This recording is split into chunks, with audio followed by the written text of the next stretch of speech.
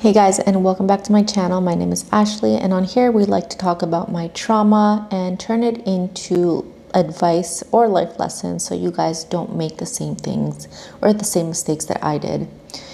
So today's video, I want to talk about something that's not really talked about, and that is motherhood and the trauma behind motherhood. You know, motherhood is made out to seem like this is an amazing thing, that it's all rainbows and sunshine, that it's the most amazing experience that any woman is ever going to go through. But in fact, there is a whole other side to it that can be very dark and isolating. And unfortunately, a lot of women do not speak up on it because they are made to feel guilty for it. They are shamed for it. They are judged. They are made to seem ungrateful. And the worst part of it is that all of this judgment usually comes from other women, which is unfathomable to me, because unless you've been a mother, unless you've experienced pregnancy and what it is to be a mom, you are not going to fully understand everything that is going on inside of our minds and our hearts and in our souls ultimately. And when I became pregnant and after I had my baby, no one prepared me for what I was going to go through. I think the experience my mom had from my own was very different. I think she probably had a little bit of an easier time, but I had a very different experience. It was very difficult for me. But let's go back to the very beginning here, and my first piece of advice for anyone that is interested in having a child. The first thing I really want you to think about as a woman is whether or not you truly want to have a child. Does this desire come from your heart? And that is super important because it's going to play a significant role later on as your baby is growing up. Now, the reason I say this is because a lot of women, unfortunately, have children for the wrong reasons. And I'm not saying this to guilt any of you guys. Trust me, I understand the pressure that we're all under to have babies. A lot of women have babies because they think it's going to make their partners happy. They think that it's what they're supposed to do. They think that this is what they need to do for the sake of their own family, you know, to continue the legacy or to continue their bloodline. They come from certain cultures where they are expected to start having children right away. And their value essentially comes from being a mother or from how many children they can pop out. Some women have babies because they think it's going to fix all of their problems and it's going to make them happy. There are many different reasons that women have children, and sometimes they are not the best reasons to have them. And this is something that I struggled with a lot as well. When I was younger, I was so adamant that I did not want to have a baby. I did not want children at all. And this feeling stuck with me for a very long time. There was nothing anyone could say to me that would make me change my mind about wanting to have a child. I knew that I did not want to have one. I knew that there was a ton of responsibility behind having a child, considering the fact that I grew up the oldest. I came from a immigrant family where children was essentially expected out of any woman that was part of the family. It was seen as absurd if you didn't want to have children, but there was something in me that was telling me, don't have it, don't have your child, don't have children, you're not going to be happy. There was just this voice that repeated itself over and over again that told me not to do it. And I stuck with that for a very, very long time. But things did end up changing. I met my husband, we got married, and even though I was still unsure as to whether or not I wanted to have a baby, I knew that my husband really, really wanted one. He always said that he wanted to have as many children as possible, essentially. And this was a very big thing for me because I came from a position where I didn't want to have any at all, and now I'm with someone that wants to have a bunch of them. So I felt this pressure, like, okay, well, I don't want him to not have any children, but I also don't want any. So what is the happy medium here? So I ended up agreeing to have one child. And I don't want to say this in a way where it sounds like I resent having my baby. I don't. I love her so much. Nothing prepares you for the amount of love that your child gives you and the amount of love that you feel for your child. But it was definitely a very difficult transition for me because I came from that place where I did not want to have any at all. It was a huge adjustment for me.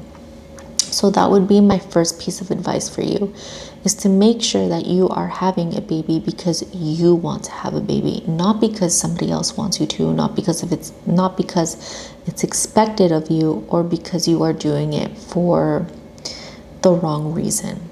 This will make a huge impact into your experience as your child is growing up.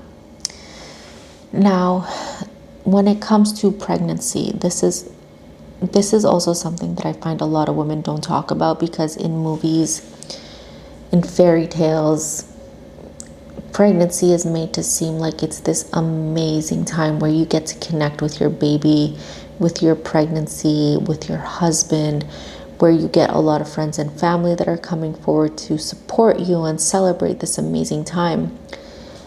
But the truth is that a lot of women do not have these experiences. A lot of women experience very isolating times during their pregnancy, and I was one of these women. While I did have my mom around, I didn't really have a support system that wanted to come and be around me and really help me out or prepare me or guide me through what was going to happen. I had to kind of figure things out on my own and rely on my mom and ask her questions as to her own experience. When it comes to the physical part of being pregnant, some women are very lucky and they are able to just glide through pregnancy, have an amazing time. They're glowing, they look good, they feel good. And they get to essentially spend a lot of time just nesting and having an amazing time at home, preparing for their beautiful bundle of joy. Unfortunately for me, it was the opposite. I was very sick from the very beginning. The morning sickness was not easy for me at all. It was so bad, it actually lasted the entire pregnancy. I had to get medication because it would not go away at all. The aches and pains, no one prepares you for. The amount of weight that you gain, even though you may be watching what you're eating, even though you might be continuing your workouts, you might be trying to be healthy, no one really prepares you for the amount of weight that you gain, especially towards the third trimester and the end of your pregnancy. That was my experience. The amount of weight that just appeared out of nowhere was really hard to accept, because you look in the mirror and although you do see this big beautiful bump, you start to lose yourself a little bit. You start to forget who it was that you looked like. What else? You go through a lot of emotional shifts as well during pregnancy. Some days you're happy, some days you're sad, and you can't explain it. There's no logic to this. You are going through a lot of different hormonal changes, and that ends up affecting your emotions. There's no easy way to explain what you're feeling. Some days you might be overcome by this immense feeling of joy, whereas other days you're overcome with anxiety and fear and feeling like you are completely unprepared for what's about to come. Then there's also the medical aspect of being pregnant. Some women develop these different type of situations where they need medical intervention. Towards the end of my pregnancy, I did end up developing sciatic pain, which was incredibly difficult to deal with for about a month or two. It becomes very painful to walk. You can't even lie down properly because of the pain. It's just shooting up into your legs, into your spine, and there's nothing you can do about it. You just have to wait it out. Other women have really hard time breathing. You have to remember that you can't sleep on your back for the last half of your pregnancy because it affects the breathing. It could It could ultimately hurt your baby as well. So you have to sleep on your side, which ends up being very uncomfortable as well. And then when it comes to celebrating these milestones, it would be amazing if we all had friends and family nearby, or if we had friends and family at all that wanted to celebrate with us. Of course, so many women would love to have these beautiful, elegant, amazing baby showers with tons of gifts, people that mean something to them, people that are truly happy for them and genuinely want to be part of their journey. But there are a lot of women that unfortunately do not have this opportunity.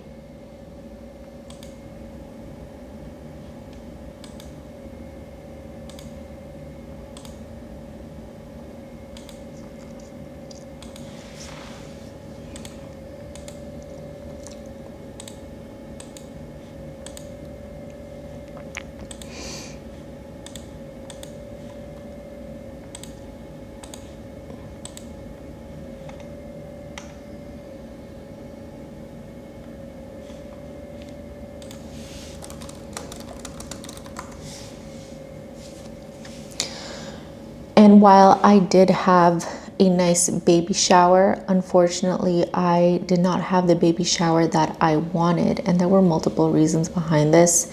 A lot of it had to do with work.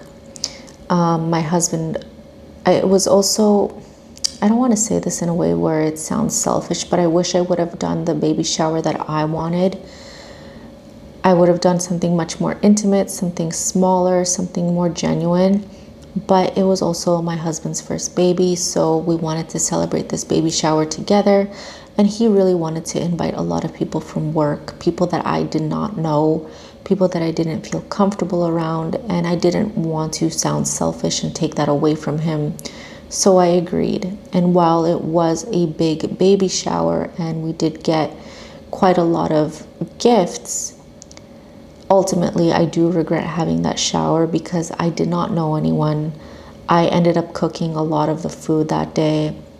I felt uncomfortable at my baby shower. I felt like I had to get to know a lot of people, where it should have been a time where people were just getting to spend time with me and my future baby, where I should have been the center of attention and not me making sure everyone is okay, everyone has a drink, everyone has had some food.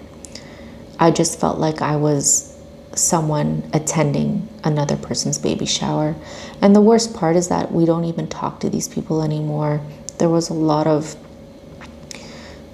falling out with several of these people, and now we don't even talk to them. So for me, it's like I just wasted a very special occasion that I will never get to repeat, because I wanted to make someone else happy, because I wanted to make sure that other people felt included when I should have just been authentic to myself and stuck to what I wanted to do, even if that meant having a baby shower with a handful of people.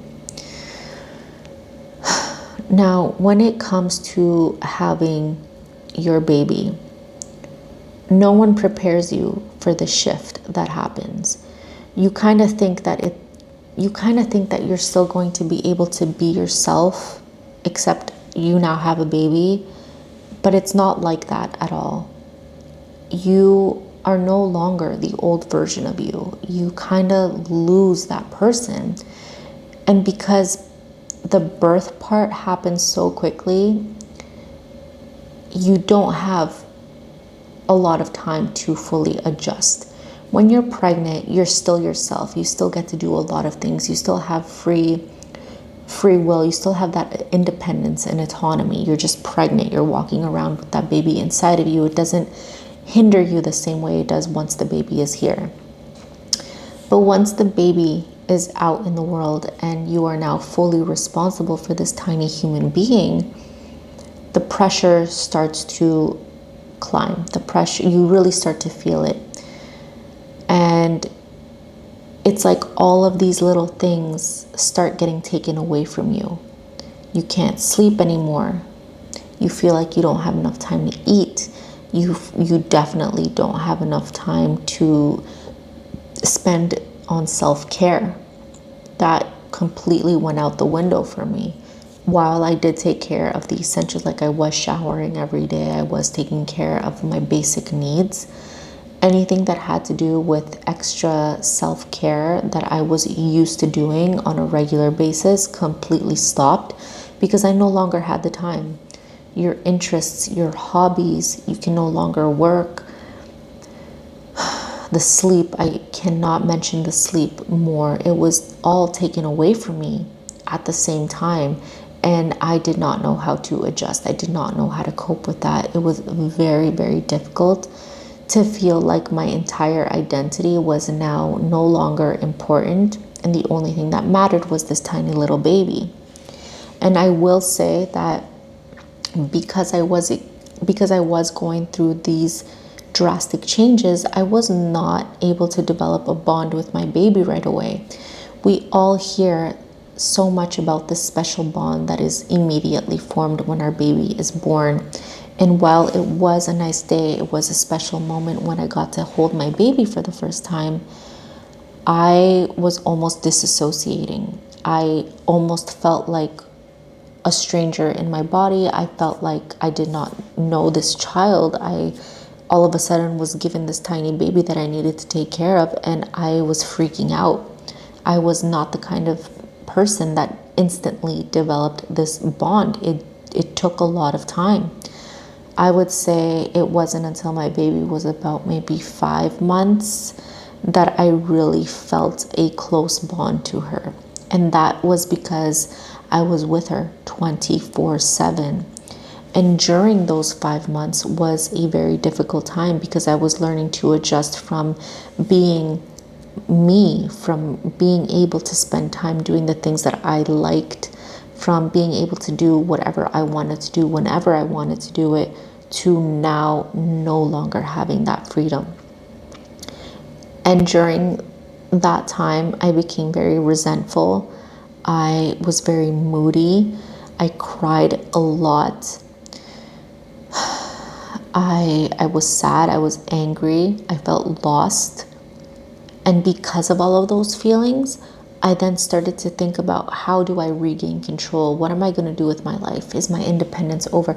I started to hyperfixate on basically trying to jump back into my career as quickly as possible because I needed that identity back, while trying to not overwhelm myself because I realized I needed to spend this time with my baby. My baby needed me more than anything else. She was the most important thing in my life at this time, and she still is.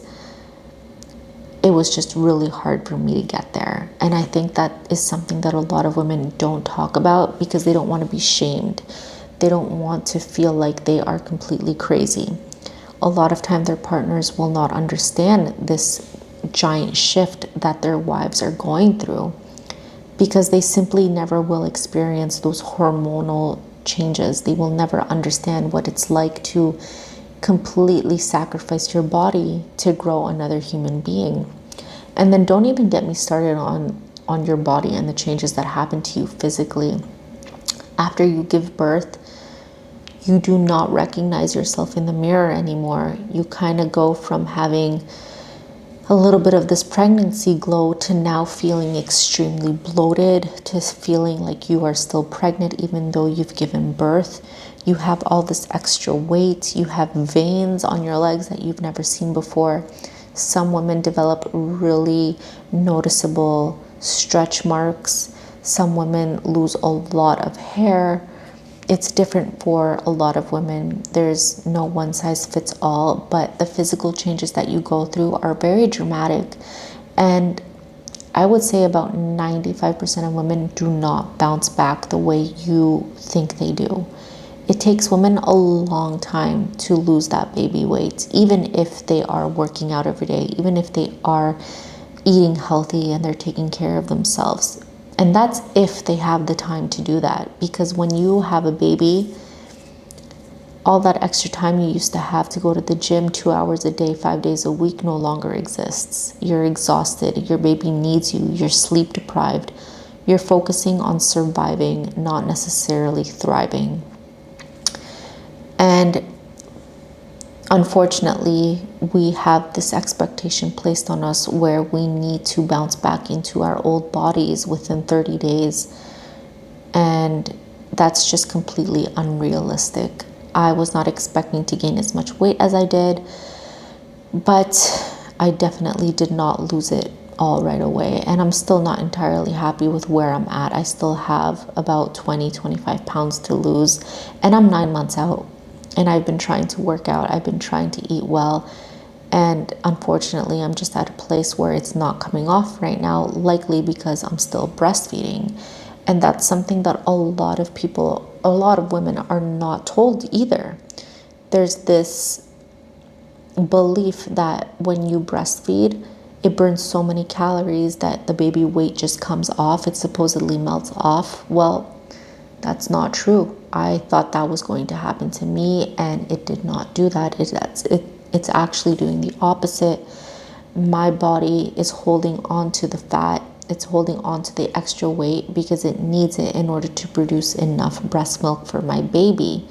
And so while there are other women out there that will lose all of the weight while they're breastfeeding, unfortunately, that is just not true for everyone.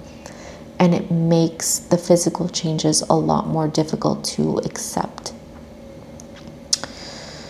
Now, when it comes to spending time with your baby, you will have to just accept that your life is no longer the same. I've seen a lot of women make this, or I've seen a lot of women talk about this. They say that going from 0 to 1 baby is a lot more difficult than going from 1 to 2 or from 2 to 3 or however many kids they end up having, because you go from not having any into completely turning your world upside down. Whereas when you already have 1 or 2 kids and you're just adding another one, at least you know what you're signing up for. And that's something I really want women to think about when it is time to make a decision as to whether or not you want to have a baby. You have to be fully prepared to give up your life. You have to be fully prepared to give up all of these little pleasures and comforts that you used to have and used to take for granted. Because once this little person comes into your life, everything revolves around them. Their schedules, your schedule doesn't matter, their schedule is what matters. Your life will revolve around nap times, around feedings. And it's fine, it's fine. But you have to be okay with living a very slow-paced life, a very boring life, and it can be very isolating while going through these hormonal shifts. One of the things I was not prepared for was the amount of anxiety I was going to be experiencing, especially at night. I think they call it the sundown scaries, where you develop this high level of anxiety right before bedtime starts because you know that you're not going to get enough sleep. You worry about whether or not your baby is going to suffer from SIDS and somehow not wake up. You stress out about all of these things that you can't fully control. And I don't even know how to explain it, but I vividly remember nighttime being the worst because I was not sleeping properly. I was worried about whether or not my baby was going to be okay, how many times she was going to wake up. And truthfully, if it were not for my mother being there and for helping me take care of my baby for about 4 weeks straight when I came home from the hospital, I don't know what I would have done. And that is something I will always be incredibly thankful for, because I know a lot of women do not get that experience of having their mothers there really take care of them and help them throughout that. A lot of women don't have supportive partners that will understand what it is that they're going through. And that brings me to the final part of what I want you guys to learn or to take from me is your partners are also going through this for the first time. You have to remember that although they did not go through the pregnancy with you, they did not give birth, they are also learning to become dads for the first time or first-time parents. and they have to adjust their life. It might not be as significant as yours, but they are still adjusting. And I just want you guys to know that it's okay to give them some grace, but also to just do your best to communicate with them. They will never understand what it's like to carry a child or to give birth or to be completely sleep deprived and still manage to take care of a tiny human being. But just do your best to communicate with them. And if they can't support you in the way that you need them to, just try your best to avoid fighting and having these mental breakdowns, especially in front of your child, because your baby is a huge sponge at this point and they will absorb all of the energy around them. So do your best to maintain that peace and try to find support wherever you can get it.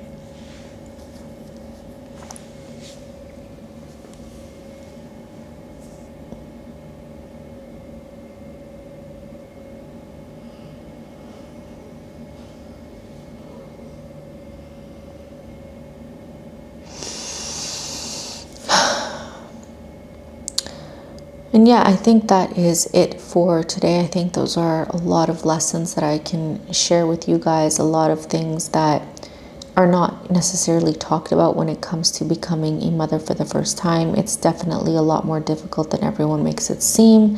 It's not all fun and games.